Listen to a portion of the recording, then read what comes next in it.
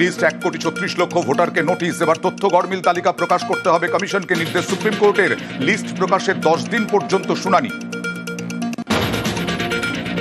SIR শুনানিতে থাকতে পারবেন বিএলএ, নির্দেশ সুপ্রিম কোর্টের। অথরাইজেশন লেটার সহ ভোটারের প্রতিনিধি হিসেবে থাকার অনুমতি রাজনৈতিক দলের বুথ লেভেল এজেন্টকে।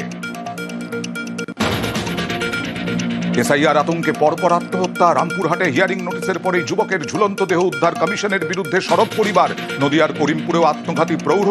আধার এপিকে বয়সের ফারাকে স্ত্রীকে শুনানিতে ডাকের জের। সুইসাইড নোটে আতঙ্কের উল্লেখ।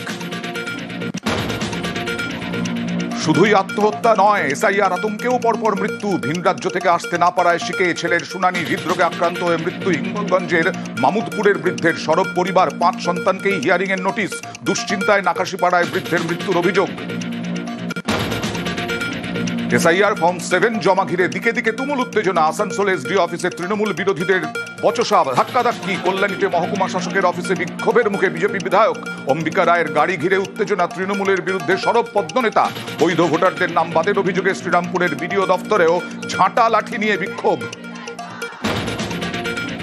হয়রানিতে জেলায় জেলায় ক্ষোভ। জয়নগরের পদ্মার হাটে বিক্ষোভ। কুলপি রোডে আগুন জ্বালিয়ে কাঠের গুঁড়ি ফেলে অবরোধ।